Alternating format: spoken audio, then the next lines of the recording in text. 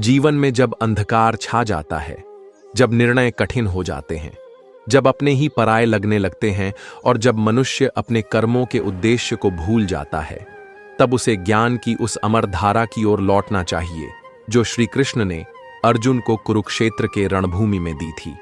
वही अमर वाणी, वही शाश्वत सत्य जिसे हम भगवत गीता के नाम से जानते हैं। गीता के प्रत्येक श्लोक में जीवन का सार समाहित है और इसके उपदेश आज भी उतने ही प्रासंगिक हैं जितने युद्ध के उस ऐतिहासिक क्षण में थे। श्री कृष्ण का प्रथम उपदेश यही था, हे अर्जुन, तू आत्मा है, यह शरीर तेरा नाशवान वस्त्र मात्र है। तू जिसे मारने से डर रहा है वह कभी मर नहीं सकता। यहां श्री कृष्ण ने मृत्यु के भय से मुक्त होने का मार्ग दिखाया। आत्मा न कभी जन्म लेती है, न ही उसका कभी नाश होता है। जो सच्चा ज्ञानी है वह जन्म और मृत्यु के चक्र से ऊपर उठ जाता है। दूसरा उपदेश था, कर्म करो, फल की चिंता मत करो। श्री कृष्ण कहते हैं कि मनुष्य का अधिकार केवल कर्म पर है, फल पर नहीं। जब हम निष्काम भाव से कर्म करते हैं तभी हमारा आत्मबल जागृत होता है और हम मोह, लोभ और निराशा से मुक्त हो जाते हैं। तीसरा उपदेश, धर्म का पालन करते हुए युद्ध करो। अर्जुन जब अपनों से युद्ध करने में संकोच कर रहा था तब श्री कृष्ण ने कहा कि कर्म क्षेत्र में अपने कर्तव्यों से विमुख होना अधर्म है। जीवन में संघर्ष अपरिहार्य है, परंतु जब वह धर्म के लिए हो तो वह पुण्य कहलाता है। चौथा उपदेश है, समत्व का भाव रखो। सुख दुख, लाभ हानि, जय पराजय, ये सब जीवन के दो पहलू हैं। जो व्यक्ति इन सब में संभव रखता है वही सच्चा योगी है। जीवन का हर अनुभव एक शिक्षण है, एक चेतावनी है कि हम भीतर से संतुलित रहें। पांचवां उपदेश, मन ही बंधन है और मन ही मोक्ष है। जब मनुष्य अपने मन को जीत लेता है तब वह संसार के सारे बंधनों से मुक्त हो जाता है। श्री कृष्ण ने कहा कि जो अपने मन का मित्र है वही सच्चा विजेता है, परंतु जो मन का दास बन जाता है वह हमेशा भटकता रहता है। छठा उपदेश, भक्ति, ज्ञान और कर्म तीनों का संतुलन। श्री कृष्ण ने यह स्पष्ट किया कि मोक्ष के लिए केवल एक मार्ग नहीं है।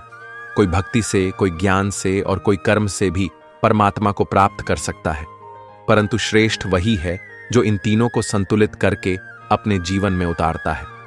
सातवां उपदेश, प्रकृति और पुरुष का भेद जानो। प्रकृति शरीर है और पुरुष आत्मा। जब तक यह भेद नहीं समझोगे तब तक मोह में फंसे रहोगे। जो इस ज्ञान को समझता है वह मृत्यु के भय से ऊपर उठ जाता है। आठवां उपदेश, मुझ में ध्यान लगाओ, मैं तुम्हारा उद्धार करूंगा। श्री कृष्ण ने कहा कि जो मनुष्य अंत समय में मेरा स्मरण करता है वह मेरे स्वरूप को प्राप्त करता है। स्मरण, श्रद्धा और समर्पण ही भक्ति का मूल है। नवाम उपदेश, ईश्वर सबका पालक है पर वह भक्तों के साथ विशेष संबंध रखता है। श्री कृष्ण ने कहा, जो मुझे प्रेम से भजता है मैं उसके लिए सब कुछ करता हूं। यह दर्शाता है कि परमात्मा केवल भाव देखता है, पदार्थ नहीं। 10वां उपदेश, हर एक में मैं ही हूं। श्री कृष्ण ने अर्जुन को बताया कि मैं अग्नि में तेज हूं, मैं चंद्रमा में शीतलता हूं, मैं गंगा में पवित्रता हूं और मैं ही सब जीवों का आत्मा हूं। जब व्यक्ति यह देखता है तब उसका अहंकार समाप्त हो जाता है। 11वां उपदेश, साक्षात रूप का दर्शन तभी संभव है जब दृष्टि दिव्य हो। अर्जुन को जब श्री कृष्ण का विराट स्वरूप दिखाया गया तब वह अचंभित रह गया। यह रूप केवल भक्ति, समर्पण और दिव्य दृष्टि से ही देखा जा सकता है। 12वां उपदेश, सबसे श्रेष्ठ योगी वह है जो सभी प्राणियों में समानता देखता है। जात पात, धर्म, रूप रंग से ऊपर उठकर जो हर जीव को आत्मा रूप में देखे वही ज्ञानी है। 13वां उपदेश, यह शरीर क्षेत्र है और ध्याता आत्मा है। जो व्यक्ति यह जान लेता है कि शरीर एक साधन है, आत्मा उसका स्वामी है, वह बंधनों से मुक्त हो जाता है। 14वां उपदेश, गुणों से ऊपर उठो। सत्व, रजस और तमस ये तीनों प्रकृति के गुण हैं। इनका प्रभाव हर व्यक्ति पर होता है, परंतु जो इनसे ऊपर उठ जाता है वही मोक्ष का अधिकारी बनता है। 15वां उपदेश, जीवन एक वटवृक्ष की तरह है जिसकी जड़ें ऊपर हैं और शाखाएं नीचे। यह संसार भ्रम है और इसकी वास्तविकता को जानना ही मुक्ति का मार्ग है। 16वां उपदेश, दैवी और आसुरी प्रवृत्तियां। श्री कृष्ण ने बताया कि सत्य, दया, क्षमा, संयम ये दैवी गुण हैं, जबकि क्रोध, अहंकार, हिंसा ये आसुरी प्रवृत्तियां हैं। जो व्यक्ति दैवी गुणों को अपनाता है वही दिव्यता की ओर बढ़ता है। 17वां उपदेश, श्रद्धा के बिना कुछ भी सफल नहीं, चाहे यज्ञ हो, तप हो या दान। यदि श्रद्धा नहीं है तो वह निरर्थक है। श्रद्धा ही आत्मा की शक्ति है। 18वां उपदेश, अंत में श्री कृष्ण कहते हैं, तू सब धर्मों को छोड़कर केवल मेरी शरण में आ जा, मैं तुझे सारे पापों से मुक्त कर दूंगा। यह उपदेश भक्ति, समर्पण और विश्वास का चरम बिंदु है। इसके अलावा अन्य उपदेश भी हैं जो गीता के सार को और विस्तार देते हैं। अपना कर्तव्य निभाओ, चाहे वह कितना ही कठिन क्यों न हो। दूसरों के धर्म का अनुसरण करने से बेहतर है अपने धर्म का पालन। जो सच्चा योगी है वह अकेले रहकर भी संसार से जुड़ा रहता है। मन को नियंत्रित करना ही सबसे बड़ा युद्ध है।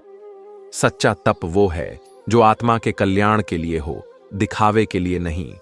ज्ञान वह दीपक है जो अज्ञान के अंधकार को मिटा देता है। जो व्यक्ति राग द्वेष से मुक्त होता है वही शांति को प्राप्त करता है। जो हर परिस्थिति में स्थिर रहता है वही जीवन के रहस्य को समझता है। सच्चा योगी वह है जो अपने लाभ या हानि में भी संभाव रखता है। आत्मा अकेली आती है और अकेली जाती है। संसार के संबंध क्षणिक हैं। जैसे व्यक्ति पुराने वस्त्र छोड़ता है और नए धारण करता है, वैसे ही आत्मा एक शरीर छोड़कर दूसरा धारण करती है। इन समस्त उपदेशों में श्री कृष्ण ने मनुष्य को जीवन का ऐसा दर्शन दिया है जो न केवल उसे आत्मज्ञान की ओर ले जाता है बल्कि संसार के कार्यों में भी दक्ष बनाता है। गीता केवल एक धार्मिक ग्रंथ नहीं है, यह जीवन का शास्त्र है। यह हमें सिखाती है कि कैसे संकटों में भी स्थिर रहा जाए, कैसे निर्णय लिए जाए, कैसे अपने कर्तव्यों का पालन करते हुए भी अध्यात्म से जुड़ा रहा जाए। आज जब जीवन में भ्रम है, तनाव है, निराशा है, तब गीता के ये 30 उपदेश दीपक की तरह मार्ग दिखाते हैं। हर घर में गीता होनी चाहिए, हर हृदय में श्री कृष्ण की वाणी होनी चाहिए, क्योंकि जब हम श्री कृष्ण के इन उपदेशों को जीवन में उतारते हैं तब हम केवल जीते नहीं हैं, हम जागते हैं, बढ़ते हैं, बदलते हैं और अंततः मुक्त हो जाते हैं। मैंने तुझसे कहा, वह केवल युद्ध के लिए नहीं था, वह हर उस मनुष्य के लिए था जो जीवन के रण क्षेत्र में खड़ा है, जिसने अपने भीतर द्वंद्व देखा है, जिसने निर्णयों के बोझ से कांपते हुए हृदय को अनुभव किया है, जिसने अपनों के बीच खुद को अकेला पाया है। गीता के ये उपदेश केवल शास्त्र नहीं बल्कि जीवन का संगीत है जो हर दिन, हर क्षण हमारी आत्मा को दिशा देते हैं। समझ यह ले कि जीवन में स्थिरता वही पा सकता है जो गहराई से अपने भीतर उतरता है। गीता के प्रत्येक श्लोक में जो शांति है वह किसी मंदिर की नहीं, वह मन की है। अर्जुन जब अपने कर्तव्य से भागने लगा तब मैंने उसे उसका असली रूप दिखाया, एक योद्धा, एक साधक, एक भक्त और सबसे बढ़कर एक आत्मा। हे मनुष्य, यदि तू इन 30 उपदेशों को अपने हृदय में धार ले तो तू स्वयं ब्रह्म बन सकता है। यदि तू जान ले कि सुख और दुख दोनों एक जैसे हैं तो तू कभी विचलित नहीं होगा। अपना धर्म निभाना सबसे बड़ा पुण्य है तो तू दूसरों से तुलना करना छोड़ देगा। फल की इच्छा ही मोह है तो तेरी हर पीड़ा समाप्त हो जाएगी। आत्मा अजर अमर है तो तू मृत्यु से नहीं, अधर्म से डरने लगेगा। हर कार्य ईश्वर को समर्पित करके कर तो तू कभी असफल नहीं होगा। जो हुआ अच्छा हुआ, जो हो रहा है अच्छा हो रहा है, जो होगा वह भी अच्छा ही होगा। यह जानकर तू व्यथा से ऊपर उठ जाएगा। इन उपदेशों के साथ चलने वाला व्यक्ति संसार में रहता है पर संसार उसे छू नहीं सकता। वह गृहस्थ होता है पर योगी होता है। वह व्यापार करता है पर लिप्त नहीं होता। वह हंसता है, रोता है पर भीतर से स्थिर होता है। हे अर्जुन, जैसे वायु सब ओर व्याप्त है वैसे ही ज्ञान को फैलने दो। तेरा जीवन भी एक गीता बन जाए जहां हर दिन एक श्लोक हो, हर कर्म एक तप हो और हर भाव एक भक्ति हो। तू केवल युद्ध में नहीं, रिश्तों में, व्यापार में, समाज में, हर स्थान पर गीता के इन उपदेशों को जी, क्योंकि यह उपदेश तुझ में छिपी उस दिव्यता को जगाने आए हैं जिसे तू भूल गया है। तू शरीर नहीं है, तू आत्मा है। तू अपने भाग्य का निर्माता है। तेरा मन तेरा शत्रु भी बन सकता है और तेरा मित्र भी। यह सब तेरे संकल्प पर निर्भर करता है। श्री कृष्ण कहते हैं, न ही कल्याणकृत कश्चित दुर्गतिम तात गच्छति। जो शुभ कर्म करता है उसका कभी बुरा नहीं होता। तो हे मानव, डर मत, रुक मत, भ्रमित मत हो।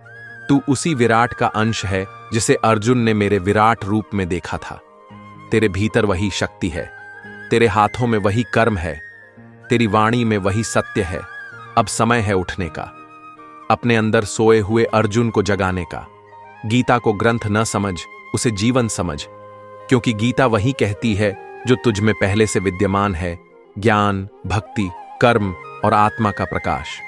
और अंत में जब तू इस जीवन यात्रा के अंतिम मोड़ पर होगा, तब तुझे कोई भय नहीं होगा, क्योंकि तू जान चुका होगा कि मैं कौन हूं, मैं क्यों आया हूं और अब मुझे कहां जाना है। यही है गीता का सार, यही है 30 उपदेशों का अंतिम संदेश।